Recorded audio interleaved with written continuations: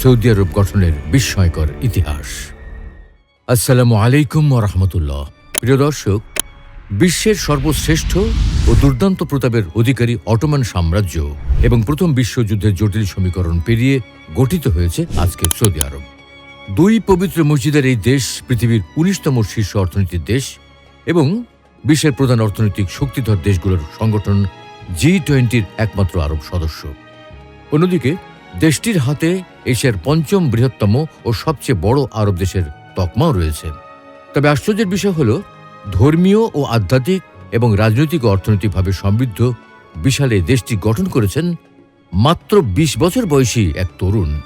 কিন্তু কিভাবে সম্ভব হলো এত অল্প বয়সে এত বিশাল রাষ্ট্র গঠন? অত্যন্ত বিস্ময়কর ও কৌতূহলোদ্দীপক এই বিষয়টি নিয়ে আমাদের আজকের এই আয়োজন। তো চলুন দেরি না করে বিস্তারিত আলোচনা শুরু করা যাক। এক নজরে বর্তমান সৌদি আরব।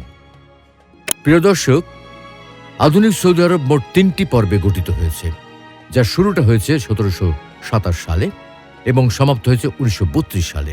তার মানে সৌদি আরব বর্তমান সীমানায় পৌঁছাতে সময় লেগেছে ২০৫ বছর। এই দীর্ঘ সময়ে বিশ্ব রাজনীতিতে নানা রকম পরিবর্তন সাধিত হয়েছে। যেমন এই সময় প্রথম বিশ্বযুদ্ধ সংঘটিত হয়েছে এবং অটোমান সাম্রাজ্যের পতন ঘটেছে।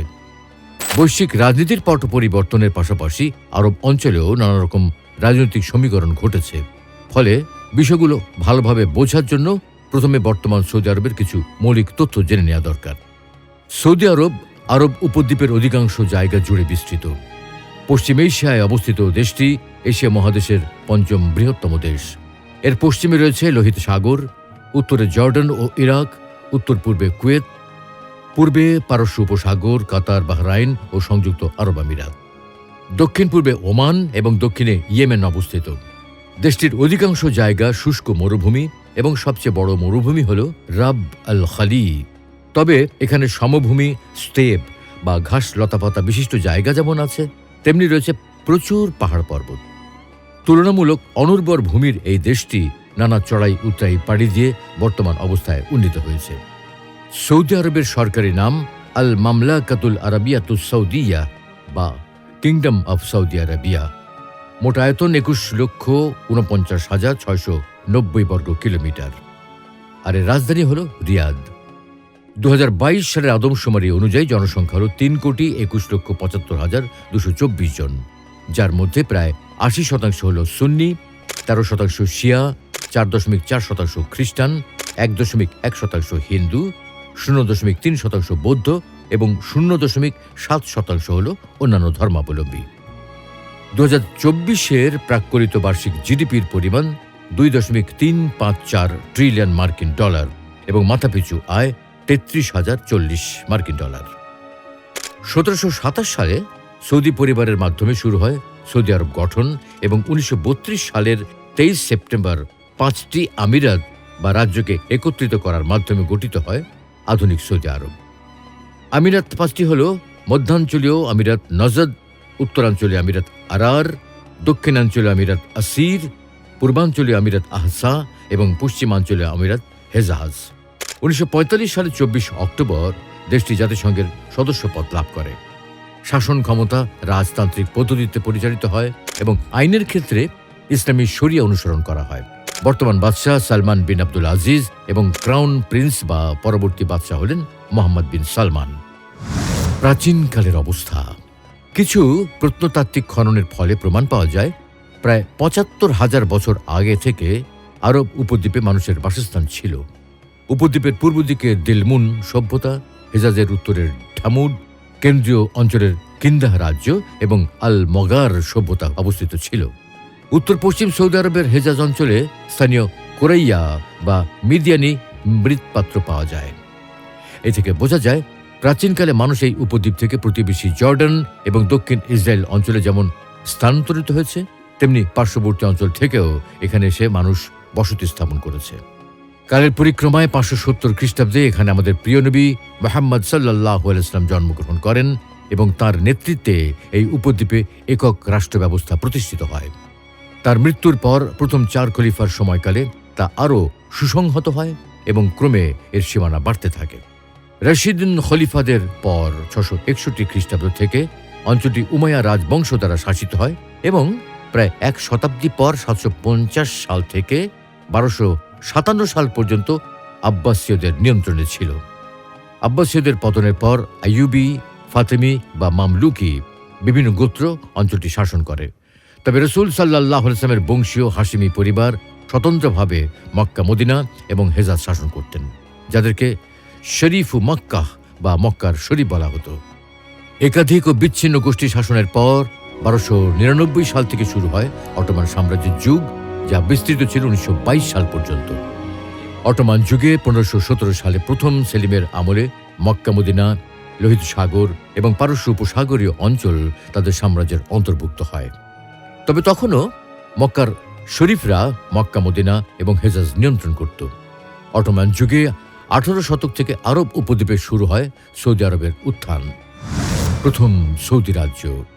ইসলামের চতুর্থ খলিফা আলী রাদিয়াল্লাহু তাআলা আনহুর আমল থেকেই রাষ্ট্র ক্ষমতার কেন্দ্রীয় কার্যক্রম হেজাজের হাতছাড়া হয়ে যায়। ফলে তখন থেকেই এই অঞ্চলে কোনো সৈন্য ছিল না। দীর্ঘ সময় পর বর্তমান সৌদি রাজবংশের পূর্বপুরুষ মুহাম্মদ বিন সাউদ এর নেতৃত্বে আরবদের নবজাগরণ শুরু হয়। 1727 সালে তিনি রিয়াদের নিকটস্থ তিরিয়া নামক একটি কৃষি বসতির প্রধান ছিলেন অদম্য মরুযোদ্ধা। 1744 সালে তিনি আরবের বিখ্যাত ধর্মীয় নেতা মোহাম্মদ ইবনে আব্দুল ওয়াহাবের সঙ্গে ঐক্য গড়ে তোলেন এবং পুত্র আব্দুল আজিজের সাথে মোহাম্মদ বিন ওয়াহাবের মেয়ের বিয়ে দেন। এভাবে সৌদি পরিবার এবং ওয়াহাব পরিবারের ঐক্যযাত্রা শুরু হয়। এই ঐক্যের উদ্দেশ্য ছিল সামাজিক ও ধর্মীয় সংস্কার এবং এর ভিত্তিতে আরব উপদ্বীপের রাজ্যগুলোকে ঐক্যবদ্ধ করা। এরই ফলশ্রুতিতে শিরক ও বিদআত মুক্ত বিশুদ্ধ ইসলাম প্রতিষ্ঠার প্রতিশ্রুতি নিয়ে দিরিয়া আমিরাত স্বতন্ত্র একটি ছোট্ট রাজ্য হিসেবে গড়ে ওঠে, আর সেটাই প্রথম সৌদি রাজ্য, যা অটোমান সাম্রাজ্য বা উসমানী খেলাফত থেকে আলাদা হয়ে গঠিত হয়েছে।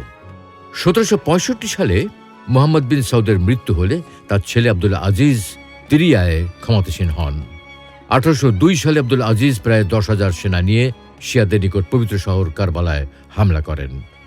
আলী রাদিয়াল্লাহু তাআলা আনহু ও হুসাইন রাদিয়াল্লাহু তাআলা আনহুর মাজার ভেঙে ফেলেন এবং অটোমানদের কাছ থেকে ইরাক দখল করে নেন। পরবর্তী আঘাতটি সইতে হয় সৌদি বংশকে। 1803 সালে একজন আততায়ী আব্দুল আজিজকে আসরের নামাজরত অবস্থায় তাকে হত্যা করে। হাতে নাতে প্রমাণ না থাকলেও ধরে নেওয়া যায় কারবালা আক্রমণের প্রতিশোধ হিসেবে কোনো এক শিয়া এই ঘটনা ঘটিয়েছে। এরপর ক্ষমতা বসেন তার পুত্র সৌদ বিন আব্দুল আজিজ 1748 থেকে 1814। 1814 সালে তার মৃত্যুর পর পুত্র আবদুল্লাহ ক্ষমতায় বসেন। তাকে অটোমান ও মিশরীয়দের মিলিত ও অব্যাহত আক্রমণ মোকাবেলা করতে হয়, কারণ তখন অটোমান সম্রাট মোস্তাফা চতুর্থ তার ভাইসরয় মুহাম্মদ আলী পাশাকে মিশর এলাকা পুনরুদ্ধার করতে নির্দেশ দেন। আলী তার পুত্র তুসুন পাশা এবং ইব্রাহিম পাশাকে প্রেরণ করেন। 1818 সালে ইব্রাহিম পাশার হামলায় দিরিয়া আমিরাতের পতন হয়। শাসন ক্ষমতা অটোমানদের হাতে ফিরে যায়। মিশরীয়রা সৌদ বংশের অনেক সদস্যকে গ্রেপ্তার করে। অটোমানরা আবদুল্লাহকে গ্রেপ্তার করে এবং কনস্টান্টিনোপলে প্রকাশ্যে তার শিরচ্ছেদ করা হয়।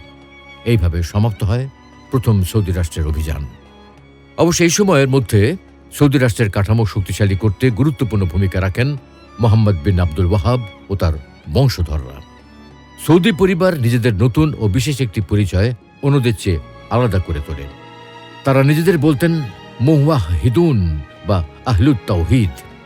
পরবর্তী সময়ে যা ওয়াহাবি আন্দোলন বলে পরিচিত হয়। তখন ধর্মীয় শুদ্ধি অভিযান হিসেবে সাহাবীদের কবরের উপর গড়ে ওঠা স্থাপনা ভেঙে ফেলা হয়। এমনকি মহানবী সাল্লাল্লাহু আলাইহি ওয়াসাল্লামের পবিত্র কবরের উপর স্থাপিত মিম্বরগুলো ভেঙে ফেলা হয়। তবে এইসব কর্মকাণ্ডে তৎকালীন অটোমান সম্রাট ভীষণ রুষ্ট হন। দ্বিতীয় সৌদি রাজ্য। প্রথম সৌদি রাজ্যের পতন হলে নিহত আবদুল্লাহর তুর্কি বিন আবদুল্লাহ নামের এক ছেলে মরু অঞ্চলে পালিয়ে যান এবং বনু তামিম গোত্রে আশ্রয় নেন। 1821 সালে তিনি আত্মগোপন থেকে প্রকাশ্যে আসেন এবং অটোমানদের বিরুদ্ধে বিদ্রোহ ঘোষণা করেন। তিনি প্রাণান্ত লড়াই করে 1824 সালে অটোমানদের নিয়োজিত মিশরীয় শাসকদের হটিয়ে আবারও দিরিয়া এবং রিয়াদ দখল করে নেন। রিয়াদকে রাজধানী করে নজদ আমিরাত নামে ইতিহাসের দ্বিতীয় সৌদি রাজ্য গঠন করেন। এই নজদ আমিরাতের প্রধানকে ইমাম বলা হতো এবং ওয়াহাবি মতাবলম্বীরাই ধর্মীয় বিষয়ে কর্তৃত্বশীল ছিল। তবে সেটিও বেশিদিন প্রতিষ্ঠিত ছিল না। এই পর্বে ভৌগোলিক বিস্তার আর প্রথম পর্বের মতো হয়নি। ধর্মীয় সংস্কারের বিষয়টিও ঝিমিয়ে পড়েছিল। এই সময় সৌদি পরিবারের ভাতৃঘাতী ও উপদলীয় সংঘাত শুরু হয়। বেশিরভাগ সময়ই শান্তিপূর্ণভাবে ক্ষমতার হস্তান্তর হয়নি। 1834 সালে তুর্কি বিন আবদুল্লাহকে তার এক জ্ঞাতি ভাই মুশারি বিন আব্দুর রহমান বিদ্রোহ করে হত্যা করেন। মুশারি কিছুদিন ক্ষমতা থাকলেও পরে তাকে হত্যা করা হয় এবং তুর্কির ছেলে ফয়সাল নজদ আমিরাতের ইমাম নিযুক্ত হন। কিন্তু 1891 সালে মুলাইদার যুদ্ধে অটোম্যানদের অনুগত রশিদি বাহিনীর হাতে দ্বিতীয় সৌদি আমিরাতের পতন ঘটে। ক্ষমতা চলে যায় অটোম্যান শাসক মোহাম্মদ বিন রশিদের হাতে। ফলে সৌদি পরিবারের শেষ উত্তরসূরি আব্দুর রহমান বিন ফয়সাল সহচরদের নিয়ে পালিয়ে যান। পুত্র আব্দুল আজিজকে সাথে করে রাবাল খালি মরুভূমি পাড়ি দিয়ে দক্ষিণ পূর্বের মুর্রা নামক বেদুইন গোত্রে আশ্রয় গ্রহণ করেন। তৃতীয় সৌদি রাজ্য। এ পর্যায়ে আব্দুর রহমান বাহরাইনের রাজ পরিবারের কাছে আশ্রয় নেন। তারপর 1893 সালে কুয়েতের আল সাবাহ রাজ পরিবারে আশ্রয় পান। কুয়েতি রাজ পরিবারের সহায়তায় নজদে একের পর এক হামলা চালাতে থাকেন, কিন্তু এইসব হামলায় তেমন বড় কোনো সাফল্য পাননি। ফলে 1901 সালে শরীফের যুদ্ধে পরাজয়ের পর আব্দুর রহমান তার হারানো রাজ্য পুনরুদ্ধারের সব উদ্যম হারিয়ে ফেলেন। কিন্তু তার ছেলে আব্দুল আজিজ আবারও আশার আলো দেখেন। তিনি রিয়াদে সৌদি পরিবারের শাসন পুনঃপ্রতিষ্ঠার প্রতিজ্ঞা করেন। এদিকে 1899 সালে কুয়েতের আমির মোবারক আল সাবাহ ব্রিটেনের সাথে প্রতিরক্ষা চুক্তি করেন। অটোমান প্রভাব মোকাবেলা করতেই এই চুক্তি করে কুয়েত। ফলে সৌদি পরিবারের লড়াইটিও যেহেতু অটোমানদের বিরুদ্ধে ছিল, তাই আব্দুল আজিজ কুয়েতের নিকট অটোমান নিয়ন্ত্রিত রিয়াদ আক্রমণের জন্য সাহায্য চান। কুয়েত তখন সানন্দে ঘোড়া ও অস্ত্র সরবরাহ করে, যা দিয়ে তিনি 1902 সালের 13 জানুয়ারি রিয়াদের মাসমাক দুর্গ আক্রমণ করেন এবং যুদ্ধে জয়লাভ করেন। জয়লাভের পর তিনি রিয়াদ আমিরাত প্রতিষ্ঠার মাধ্যমে তৃতীয় সৌদি রাজ্যের সূচনা করেন। এরপর নজদের বিভিন্ন অঞ্চল থেকে একে একে রশিদিদের হটিয়ে বিভিন্ন শহর রিয়াদ আমিরাতের সঙ্গে সংযুক্ত করতে থাকেন। 1907 সালের মধ্যে নজদের বিরাট এলাকা দখলে নিয়ে আসেন। 1913 সালে গুরুত্বপূর্ণ মরুদ্যান আহসা ও কাতিফ দখল করে নেন। পরের বছর 1914 সালে প্রথম বিশ্বযুদ্ধ শুরু হয়। ব্রিটেন, ফ্রান্স, রাশিয়ার মিত্রশক্তি জার্মানি অটোম্যানদের বিরুদ্ধে যুদ্ধে লিপ্ত হয়। যুদ্ধ চলাকালে 1915 সালের ডিসেম্বরে আব্দুল আজিজ ব্রিটিশদের সাথে দারিন চুক্তি স্বাক্ষর করেন। ব্রিটিশদের পক্ষে মধ্যপ্রাচ্য প্রধান major general sir Percy Cox চুক্তিতে স্বাক্ষর করেন, আর এই চুক্তি মোতাবেক সৌদি রাজত্ব ব্রিটিশদের প্রোটেক্টরেটে পরিণত হয়। প্রথম বিশ্বযুদ্ধে অটোম্যানদের দুর্বল অবস্থা এবং সৌদি পরিবারের সাথে ব্রিটিশদের সখ্যতা দেখে অটোম্যান সমর্থিত তৎকালীন মক্কার শরীফ হুসাইন বিন আলী চিন্তিত হয়ে পড়েন। তিনি মিশরের ব্রিটিশ রাষ্ট্রদূত স্যার হেনরি ম্যাকমাহানের সাথে যোগাযোগ শুরু করেন এবং অটোমান সাম্রাজ্য বা উসমানী খিলাফতের অন্তর্ভুক্ত বিশাল আরব ভূখণ্ডের রাজনৈতিক ভবিষ্যৎ নিয়ে মতবিনিময় করেন। একসময় ব্রিটেন ও ফ্রান্সের মদদে এবং ব্রিটিশ সামরিক অফিসার টি.ই. লরেন্সের প্রত্যক্ষ পরিচালনায় মিডল ইস্টার্ন ফ্রন্টে অটোমানদের বিরুদ্ধে যুদ্ধ শুরু করেন। এই টি.ই. লরেন্সই পরবর্তী সময় লরেন্স অফ অ্যারেবিয়া নামে পরিচিত হন, যাকে নিয়ে হলিউডে চলচ্চিত্র নির্মাণ করা হয়েছে।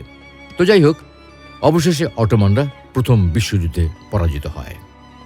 1918 সালে প্রথম বিশ্বযুদ্ধে অটোমানদের পরাজয়ের মধ্যে দিয়ে 1300 বছর পর মধ্যপ্রাচ্য মুসলিম খিলাফতের হাতছাড়া হয়ে যায়।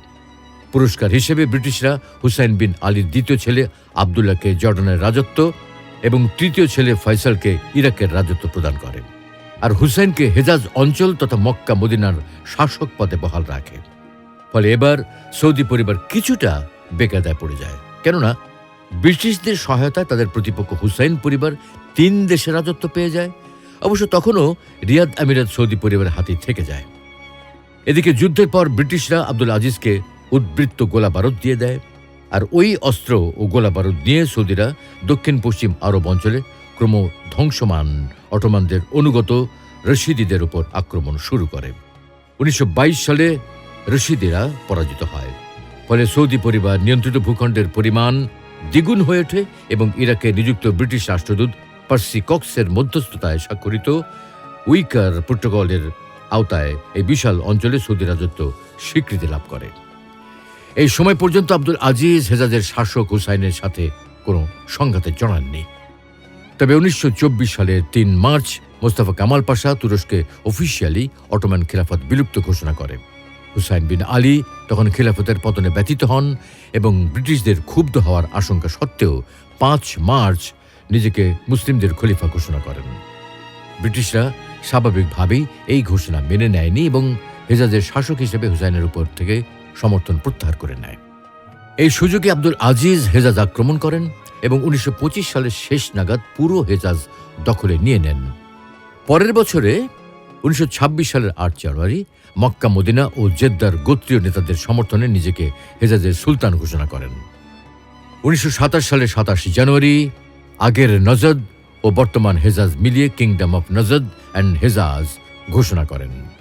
4 মাস পর 27 মে ব্রিটিশদের সাথে সম্পাদিত 1915 সালের দারিন চুক্তির সমাপ্তি ঘটে এবং প্রোটেক্টরেট স্ট্যাটাস বাতিল হয়ে যায়। এই দিনে নতুন করে জেদ্দা চুক্তি করা হয়, যার মাধ্যমে ব্রিটিশরা কিংডম অফ নজদ অ্যান্ড হেজাজকে স্বাধীন হিসেবে স্বীকৃতি প্রদান করেন। পরবর্তী 5 বছর আব্দুল আজিজ তার 2 রাজত্ব রিয়াদ আমিরাত এবং নজদ ও হেজাজকে আলাদা রেখেই শাসন করে। অবশেষে তিনি 1932 সালের 23 সেপ্টেম্বর 2 রাজত্বকে একত্রিত করে এক রাজকীয় ফরমান জারি করেন। অধিকৃত আরব অঞ্চল নিজ বংশের পদবি অনুসারে আল মামলাকাতুল আরাবিয়াতুস সৌদিয়া বা কিংডম অফ সৌদি আরবিয়া বলে ঘোষণা করেন। তাই 23 সেপ্টেম্বর সৌদি আরবের জাতীয় দিবস হিসেবে পালিত হয়ে আসছে। 1938 সালে পারস্য উপসাগর উপকূল বরাবর আহসা অঞ্চলে প্রচুর পরিমাণে তেল আবিষ্কৃত হয় এবং 1949 সালে পুরো দমে উৎপাদন শুরু হয়, যা আব্দুল আজিজকে প্রভূত অর্থনৈতিক সাফল্য এনে দেয়। এরপর 1945 সালে তিনি প্রেসিডেন্ট ফ্র্যাঙ্কলিন ডি রুজভেল্টের সঙ্গে সাক্ষাৎ করেন এবং সৌদি সরকারকে সুরক্ষার বিনিময়ে মার্কিন যুক্তরাষ্ট্রে তেল সরবরাহ শুরু করেন। সুপ্রিয় দর্শক, 1902 সালে আব্দুল আজিজ যখন তৃতীয়বারের মতো সৌদি পরিবারের শাসন শুরু করেন, তখন তার বয়স সবে 20 ছুঁয়েছে এবং 1953 সালে মৃত্যু পর্যন্ত তিনি সৌদি আরব শাসন করেন। এরপর উত্তরাধিকার সূত্রে তার 6 পুত্র রাজ্যটি শাসন করেছেন এবং বর্তমান বাদশাহ সালমানও তারই সন্তান। তার মানে পৃথিবীর অন্যতম প্রধান তেল উৎপাদন ও রপ্তানিকারক এবং দ্বিতীয় বৃহত্তম হাইড্রোকার্বন মজুতকারী 2.354 ট্রিলিয়ন মার্কিন ডলারের 19তম শীর্ষ অর্থনীতির দেশ আজকে সৌদি আরব এই তরুণের হাতে প্রতিষ্ঠিত হয়েছে। আর এ কারণেই তাকেই আধুনিক সৌদি আরবের প্রতিষ্ঠাতার মর্যাদা দেওয়া হয়। ইসলামের ধর্মীয় সংস্কার আন্দোলনে সৌদি পরিবারের পূর্বসূরিদের সক্রিয় অংশগ্রহণ ছিল, যার ফলে ভারতীয় উপমহাদেশের উপনিবেশ বিরোধী লড়াইয়ের অনেক কিংবদন্তি মুসলিম ব্যক্তিত্বকে তা প্রভাবিত করেছিল। কিন্তু আধুনিককালে পশ্চিমা বিশ্ব তাদের কিছু কিছু কর্মকাণ্ড, সালাফি মতবাদ গ্রহণ ও মানবাধিকার লঙ্ঘনের কথা বলে তাদের সমালোচনা করে। যদিও মানব উন্নয়ন সূচকে দেশটির অবস্থান অনেক ঊর্ধ্বে এবং সরকারি হিসেব মতে অপরাধের হার প্রায় 0। আমরা প্রার্থনা করি আল্লাহ রাব্বুল আলামিন সৌদি আরবকে মসজিদুল হারামাইন শরীফাইন বা 2 পবিত্র মসজিদের প্রকৃত খাদেম ও সেবক হওয়ার পাশাপাশি ধর্ম, রাজনীতি, অর্থনীতি সহ জ্ঞান বিজ্ঞানও সমগ্র মুসলিম উম্মাহকে নেতৃত্ব দেওয়ার তৌফিক দান করুন। আমিন।